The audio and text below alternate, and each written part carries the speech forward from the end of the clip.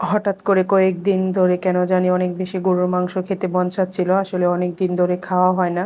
তো আপনাদের ভাইয়াকে বলেছিলাম, তারপরে সে সকালবেলা বাজারে গিয়ে গরুর মাংস নিয়ে আসছে, সাথে একটা মুরগিও নিয়ে আসছিল। তো এইগুলো আমি কাটাকুটি করে নিলাম, মুরগিগুলো আমি কেটে 2 ভাগে ভাগ করে নিলাম। ভাবছি একদিন বিরিয়ানি রান্না করব, আপনাদের সাথেও শেয়ার করব। তো ওইদিকে কাটাকুটি করার ফাঁক দিয়ে আমি একটু ডাল বসিয়ে দিয়েছিলাম, যেহেতু গরুর মাংস রান্না করব, তো সাথে একটু ডাল হলে অনেক বেশি ভালো হয়। আসলে আমি যেদিনই মাংস রান্না করি সেদিনই আমি সাথে ডাল রান্না করার চেষ্টা করি। তো যাই হোক, আমার ডালটা হয়ে গিয়েছিল। তো এইখানে আমি বাগার দেওয়ার জন্য সব কিছু ভালো করে তেলে দিয়ে পেঁয়াজ রসুন ভেজে নিয়ে তারপরে আমি ডালটা এদিকে বাগার দিয়ে দিচ্ছি।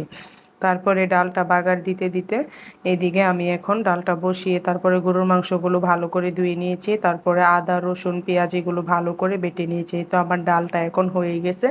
তারপর আমি ডালটা নামিয়ে নিলাম, এরপরে একটা পাতিল বসিয়ে দিলাম, যেটাতে এখন আমি গরুর মাংস রান্না করব।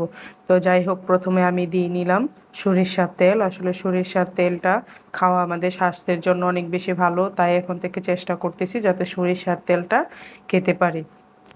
তো যাই হোক, তেলটা গরম হওয়ার পর এখানে আমি পেঁয়াজ বাটাটা দিয়ে দিলাম। আমি মাংসের মধ্যে বেশিরভাগই পেঁয়াজ বাটা দিয়ে রান্না করি। তো আমি পেঁয়াজ বাটাটা দিয়ে ভালো করে একটু তেলের মধ্যে ভেজে নিয়ে তারপরে এখানে আমি আদা রসুন একসাথে বেটেছিলাম, তো আদা রসুন বাটাটা দিয়ে দিলাম। তারপরে এখানে আদা রসুন বাটা দিয়ে এখন আমি দিয়ে দিলাম পরিমাণ মতো লবণ। এখন এক এক করে এখানে আমি সব মশলা দিয়ে দিব। মরিচের গুঁড়ো দিয়ে দিলাম, তারপর দিয়ে দিব হলুদের গুঁড়ো, ধনিয়ার গুঁড়ো, জিরার গুঁড়ো। তো এরকম করে আমি সব মশলাগুলোই এইখানে দিয়ে দিচ্ছি। আর কে কে গরুর মাংস কষা ভুনা খেতে ভালোবাসেন তারা অবশ্যই কমেন্ট করে জানাবেন। আমাদের তো গরুর মাংস অনেক বেশি ভালো লাগে বা অনেক বেশি পছন্দ।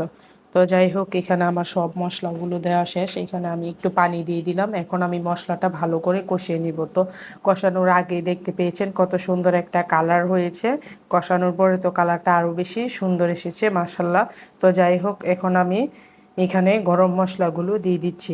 গরম মশলাগুলো দিয়ে দেওয়ার পর এখানে আমি তেজপাতা দিয়ে দিলাম। তারপরে এখন আমি এগুলো ভালো করে নেড়ে চেড়ে একটা ঢাকনা দিয়ে এগুলো ঢেকে দেব। ঢেকে দিয়ে মশলাটা ভালো করে লাল লাল করে কষিয়ে নেব। মশলা কষানোর উপরে আপনার মাংস রান্নাটা মজা হওয়া নির্ভর করে। তো যাই হোক, দেখতে পেলেন আমার মশলাটা অনেক লাল লাল করে আমি ভালো করে কষিয়ে নিয়েছি। মশলাটার উপর থেকে তেল ছেড়ে দিয়েছে। তো এখন আমি মাংস আর আলু একসাথে মশলার মধ্যে দিয়ে দিচ্ছি।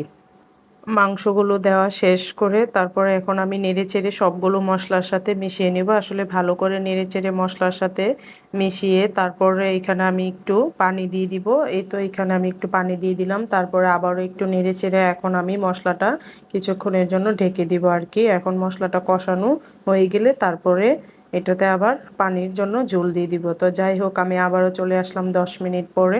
এই তো এখানে আমি আবার একটু নাড়াচাড়া দিয়ে নিচ্ছিলাম।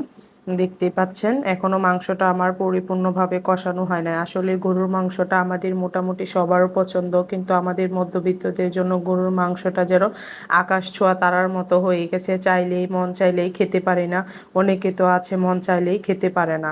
আসলে বাজারে গরুর মাংসের দাম এত বেশি যে সবার কিনে খাওয়ার মতো সাধ্য থাকে না। তো যাই হোক, এদিকে আমার মাংসটা কষানো হয়ে গেছে। তো কষানো মাংস আপনাদের ভাইয়ার অনেক বেশি পছন্দ। তো যার কারণে আমি কষানো মাংস থেকে তার জন্য বাটিতে একটু তরকারি তুলে রেখেছি যাতে সে ভাত দিয়ে খেতে পারে। আর এদিকে আমার মাংস রান্নাটা অনেক বেশি দেরি হয়ে গেছে আজকে রান্না বাড়া। তো ভাবলাম একটু বেশি করে কষানো মাংসটা রেখে দিয়ে আমরা সবাই এটা দিয়ে অল্প করে ভাত খেয়ে নিব।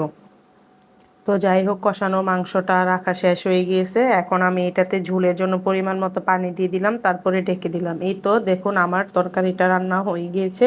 তো আমার তরকারিটা রান্না কীরকম হয়েছে সবাই কমেন্ট করে জানাবেন। কালারটা কিন্তু অনেক বেশি